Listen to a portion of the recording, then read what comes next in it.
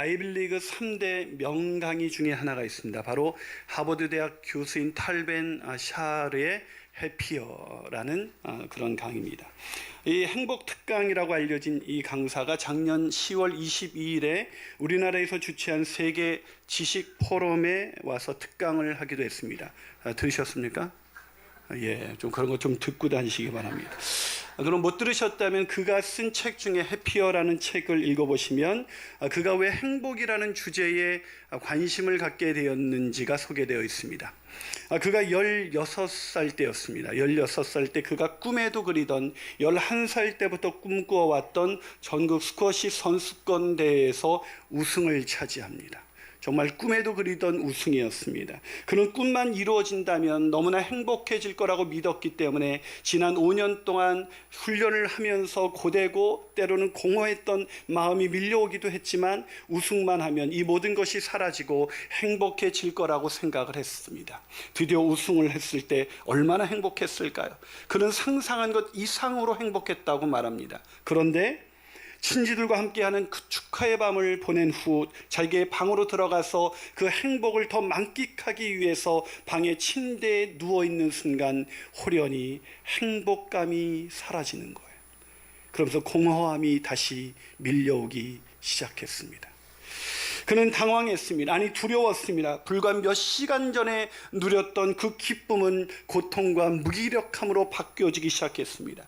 그는 이렇게 질문할 수밖에 없었다고 합니다. 내가 그렇게 원했던 모든 것이 완벽하게 이루어진 것처럼 보이는 이 결정적인 순간에도 내가 행복하지 못하다면 나는 앞으로 어떻게 행복할 수 있을까? 그는 마음을 추스리면서 잠시 기분이 가라앉은 것뿐일 거라고 자기 마음을 그렇게 달래기도 했습니다. 하지만 그 뒤로 몇 날이 지나고 아니 몇 달이 지나도 다시 행복해지지는 않았습니다. 아니 오히려 더 큰 목표, 세계 선수권대회에서 우승한다고 해도 지금처럼 그때뿐일 뿐 다시 행복해질 수는 없다는 생각이 들면서 황폐한 기분에 휩싸이기 시작했습니다. 사랑하는 여러분, 오늘 행복하세요? 여러분의 얼굴을 보니 느낌이 팍하니 오기 시작합니다. 여러분 행복하십니까? 기쁨이 있으십니까? 탈벤 샤르가 경험한 것처럼 잠시 기뻤으나 그 행복감이 호련히 사라진 지 오래되지는 않았습니까? 아니 우울하진 않으세요? 아니 뭘 해도 아니 기쁘지 않은 그런 상태에 있지는 않습니까? 도대체 무엇을 소유해야만 우리는 기뻐할 수 있을까요? 우리는 행복할 수가 있을까요? 오늘부터 시작되는 이 빌립보서에 그 해답이 기록되어 있습니다. 왜냐하면 오늘 빌립보서의 저자인 사도 바울은 그 놀라운 기쁨, 사라지지 않는 그 영원한 기쁨을 누리며 살았던 사람이었기 때문입니다. 그리고 그가 오늘 그 기쁨의 비밀을 빌립보서를 통해서 우리에게 알려주고 있기에 오늘 우리는 빌립보서를 통해서 기쁨을 회복할 수가 있을 것입니다. 그래서 이 빌립보서를 일명 기쁨의 서신이라고 부릅니다. 이 빌립보서 이 4장밖에 안 되는 이 빌립보서에 기쁨이라는 단어가 몇 번 나오는지 아세요? 무려 16번이나 나옵니다. 별로 안 놀라시네요. 뭘 해도 감정이 없어요. 뭘 해도. 도대체 무엇이 그를 그렇게 기쁘게 만들었을까요? 궁금하지 않으세요? 예, 궁금하면 500원. 예. 이 지나간 썰렁한 개그를 가지고 웃을 수 있는 사람은 괜찮아요. 지금도 웃지 않는 인간들은 오늘의 빌립보서가 강력하게 역사하기를 주님의 이름으로 축원합니다. 여러분, 빌립보서 무엇이 그를 그렇게 기쁘게 만들었을까요? 여러분, 그에게 무슨 좋은 일이 있었을까요? 고생 끝에 낙이 온다고 뭔가 그에게 새로운 희망이 생긴 걸까요? 그가 원했던 일들이 다 이루어졌나요? 아니요. 오늘 빌립보서는 아시는 것처럼 옥중서신이라고 부릅니다. 에베소서, 골로새서, 빌레몬서와 함께 빌립보서를 옥중서신, 즉 감옥에서 쓴 서신이라는 뜻이에요. 이 옥중서신을 외우는 방법은 아주 간단합니다. 에고리 빌빌하다. 그래서 에베소서, 골로새서, 빌빌하다, 빌립보서, 빌레몬서 이렇게 하면 외울 수가 있어요. 옥중서신 무슨 얘기입니까? 여전히 로마 감옥에서 투옥된 상태에서 처량하게 언제 죽을지도 모르는 그런 처량한 죄수 신세였다는 말입니다. 그냥 강금 상태가 아니라 시위대 감옥으로 옮겨져서 그야말로 죽을 날만 기다리고 있었던 그런 상황 속에서 그는 어떻게 기쁨을 누릴 수가 있었을까요? 정에서 이 바울의 기쁨을 삶을 견디게 하는 기쁨, 고난을 뛰어넘게 하는 기쁨, 빼앗길 수 없는 기쁨이라고 부르고 싶습니다. 사랑하는 여러분, 이런 기쁨을 누리고 싶지 않습니까? 잠시 있다가 사라지는 그런 세속적인 기쁨이 아니라 우리 마음 가운데 들어오는 순간 빼앗기지 않은, 아니 고난을 뛰어넘게 만드는, 삶을 견디게 만드는 그런 놀라운 기쁨을 누리고 싶지 않아요? 그 기쁨을 이번 가을, 아니 평생 누리게 되시는 저와 여러분이 되시기를 주님의 이름으로 축원합니다. 자, 그렇다면 삶을 견디게 만든 이 기쁨 어떻게 얻을 수가 있을까요? 어떻게 얻을 수가 있을까요? 첫 번째로 고난 중에도 감사거리를 찾을 줄 알아야 합니다. 뭐라고요? 고난 중에도 감사할 것을 찾을 줄 알아야 돼요. 여러분, 23살에 이화여대 졸업생인 아주 예쁘장한 한 자매가 어느 날 오빠와 함께 차를 타고 가다가 음주운전 차량에 치여서 그만 화상을 입고 말았습니다. 단순히 간단한 화상이 아니라 온몸에 또 얼굴에 화상을 입어서 형체를 알아볼 수 없는 죽음의 위험까지도 가는 그런 화상을 입었어요. 근데 이 자매가 지금 너무너무 행복해서 자신의 행복 이야기를 지선아 사랑해라는 책을 통해서 우리에게 기록해주고 있습니다. 이 자매가 누구죠? 이지선 자매죠. 지선 자매. 이 자매가 책에서 이런 얘기를 합니다. 그때 당시 사고를 당했을 때예요. 사방을 둘러보아도 길은 보이지 않고 사막 한가운데에서 광야에 버려진 느낌이었습니다. 눈을 감지 못하니 밤이면 안대를 눈에 올려놓고 잠을 잤습니다. 그런 저를 지켜보는 엄마 마음에도 절망이 찾아왔겠죠. 엄마는 이건 정말 사람이 할 짓이 아니라고, 사람 사는 게 아니라고 생각했다고 합니다. 그래서 엄마는 하루 한 가지씩 감사할 거리를 찾자고 하셨습니다. 앞으로도 뒤로도 갈 수 없는 그 상황에서 우리가 사람 사는 것처럼 살 수 있는 유일한 길은 감사 찾기였습니다. 그래요. 감사는 고난 속에서도 우리의 인생 가운데 기쁨을 회복시키게 하는 놀라운 능력이 될 것입니다. 하지만 문제는 막상 고난을 당하면 감사하기가 쉽지 않다는 거예요. 고난이 올 때 감사하세요? 아이가 대학에 떨어졌다. 할렐루야. 그러세요? 남편이 직장에서 잘렸다. 할렐루야. 그러세요? 남편이 집 나갔다. 할렐루야. 여기는 할렐루야가 나오는 이상한 엄마들이 있다.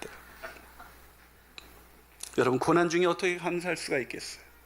고난 중에 감사하면 기쁨이 회복될 거라는 이 역설적인 메시지를 우리가 듣고는 이미 들어온 이야기지만 어떻게 고난 중에 감사할 수가 있어요? 인생을 살면서 우리는 우리의 뜻대로 조금만 빗나가기 시작할 때, 자녀가 내 뜻대로 움직여주지 않을 때, 배우자가 내 뜻대로 움직여주지 않을 때, 회사가 내가 생각하는 것처럼 돌아가지 않을 때 우리의 첫 번째 생각은 절망이에요. 하나님 왜 이러세요? 그러지 않아요? 그때 감사할 수 있어요? 어떻게 감사할 수 있어요? 그런데 사도 바울은 어떻게 감사할 수 있었던 것일까요? 그는 지금 말씀드린 것처럼 언제 죽을지도 모르는 그런 상황 속에 있지 않겠습니까? 그런데 그는 빌립보서를 쓰면서 빌립보 교인들에게 편지를 쓰면서 제일 먼저 꺼낸 이야기가 너무나 감사한다는 얘기였어요. 자, 한번 본문을 한번 볼까요? 자, 본문 3절. 인사말이 끝나자마자 한 첫 번째 이야기. 자, 3절을 같이 읽습니다. 시작. 나의 하나님께 감사하며. 여러분 보이세요? 뭐가 그렇게 감사했을까요? 뭐가 그렇게 감사해서 편지를 쓰는 첫 마디에서부터 감사한다고 말했을까요? 곧 풀려나게 된 것일까요? 아니에요. 그럼 무엇 때문일까요? 메시지 성경 번역으로 제가 다시 한번 읽어봤습니다. 자, 다시 한번 읽어볼까요? 시작. 나는 여러분을 떠올릴 때마다 하나님께 감사의 탄성. 여러분, 그냥 감사가 아니라 터져나오는 감사. 할렐루야. 왜요? 빌립보 교인들을 생각할 때마다 내 마음 가운데 감출 수 없는 기쁨이 터져나온다는 거예요. 여러분, 아니 이게 그렇게 감사할 일이에요? 도대체 빌립보 교인들이 드디어 바울이 죽지 않을 수 있도록 감옥에서 빼낼 수 있다는 소식을 빌립보 교인들이 들려준 것일까요?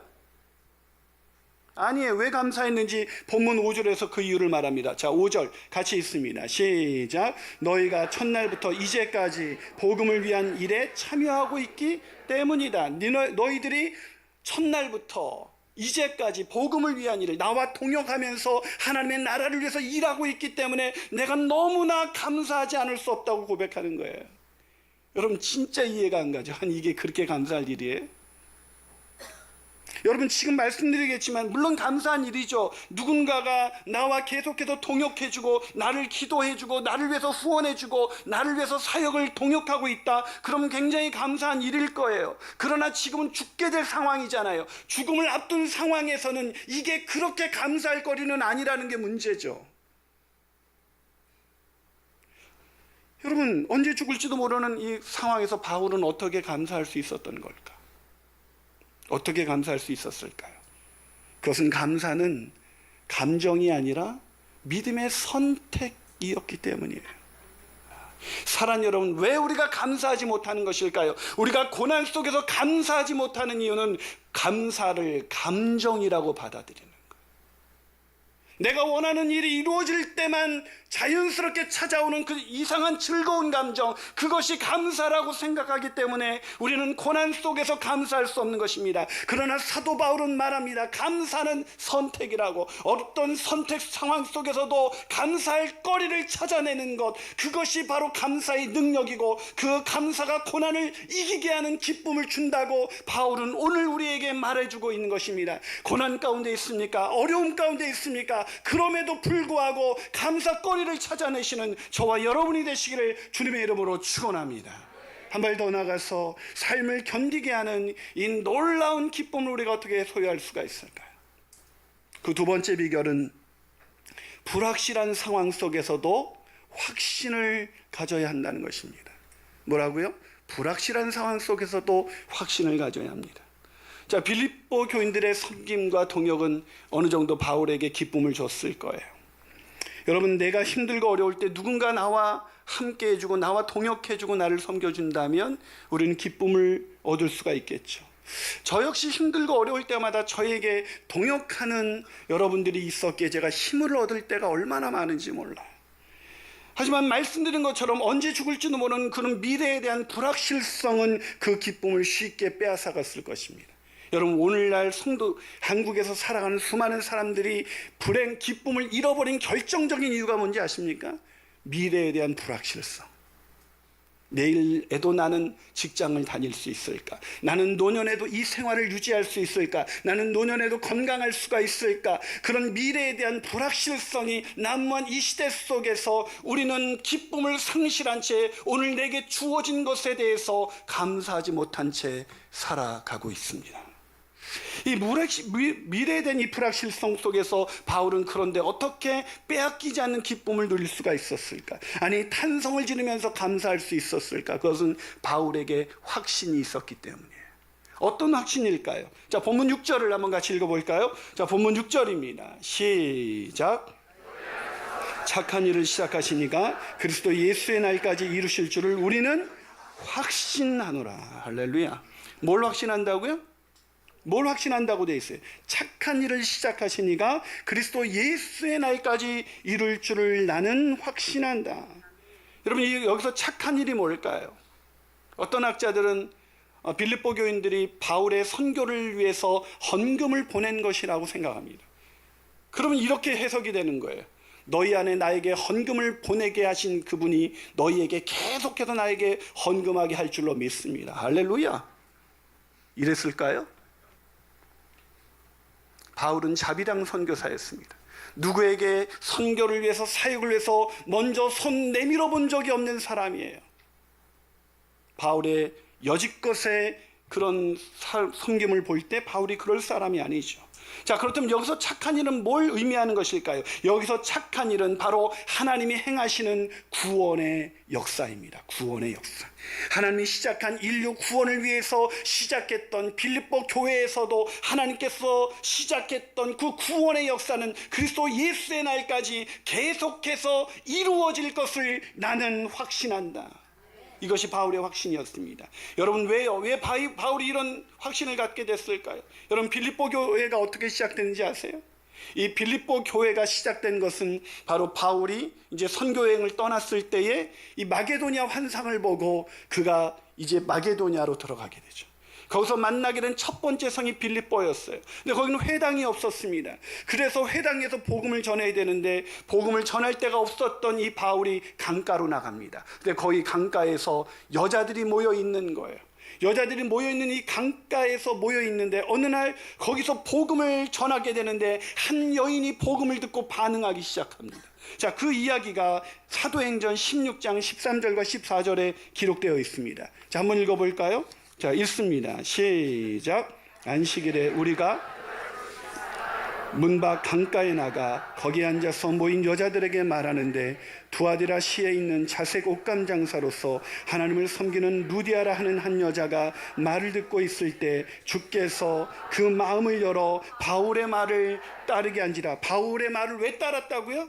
주께서 그 마음을 열어. 주께서 루디아의 마음을 열어서 바울이 전한 복음을 듣게 하시고 믿게 하셨다는 것입니다. 누가 하신 일이에요?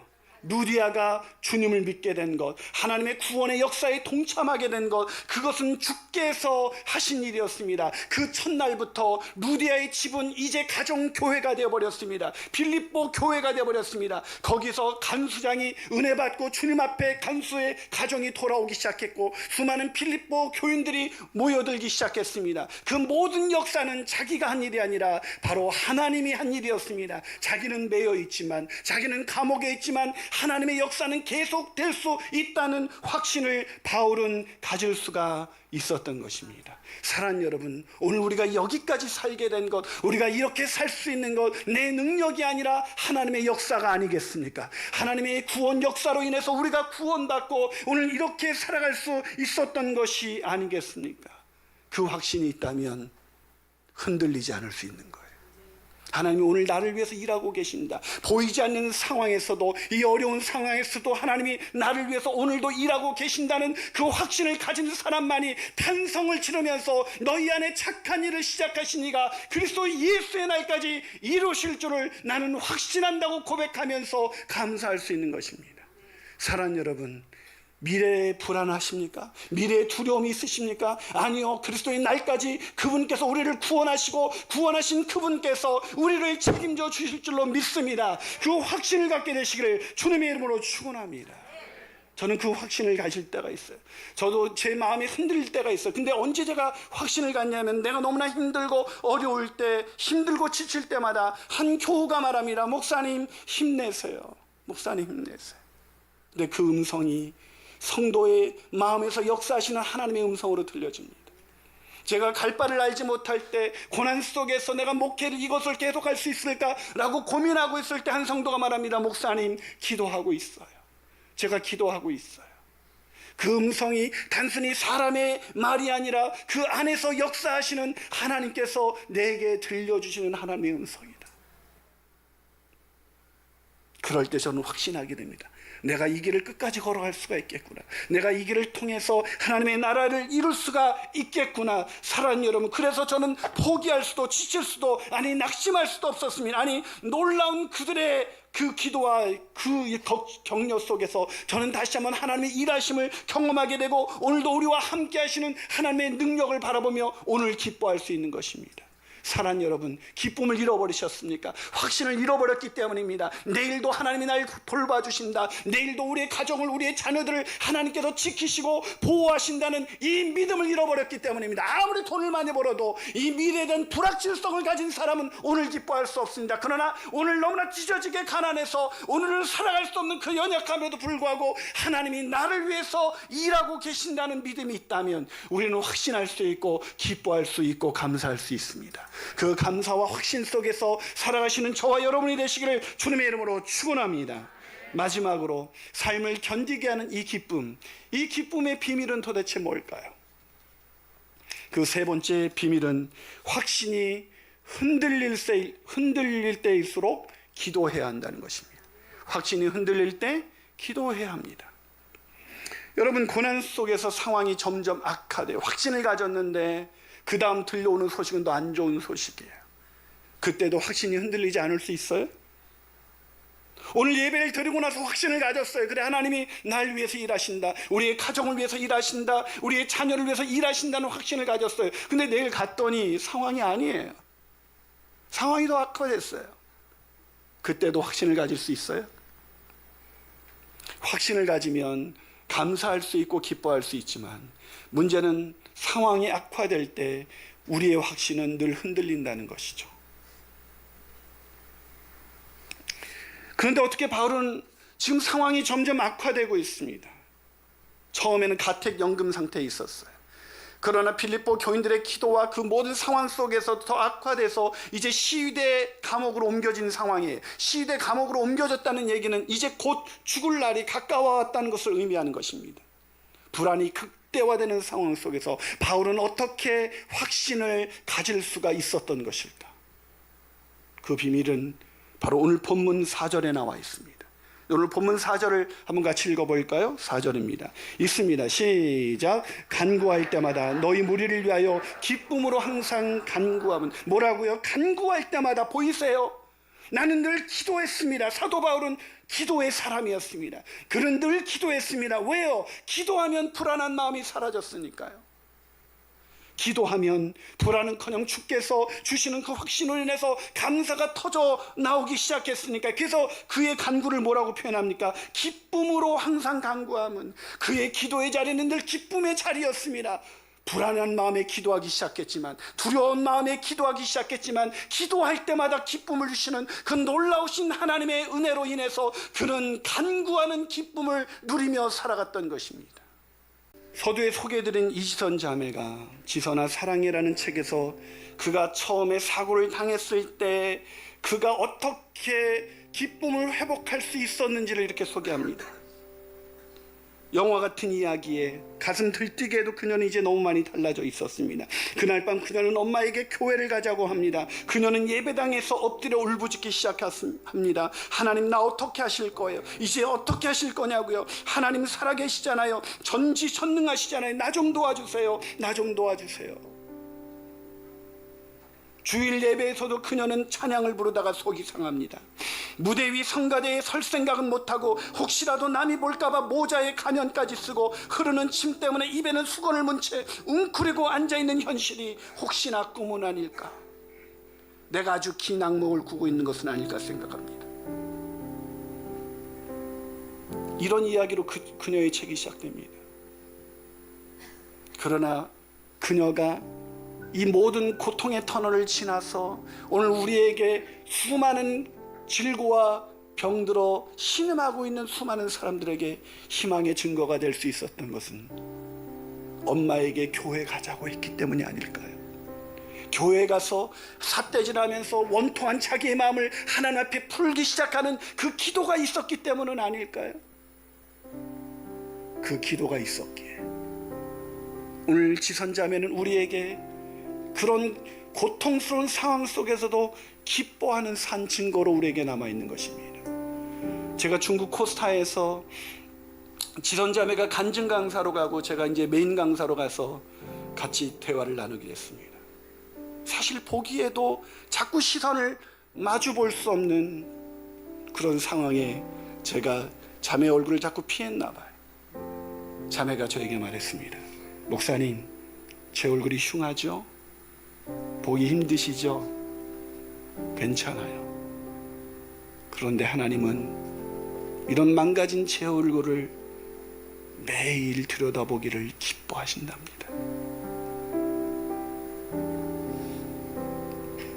그 하나님이 만나는 자리가 바로 기도의 자리가 아니겠습니까?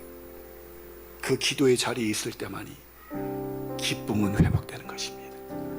같이 기도하시겠습니다.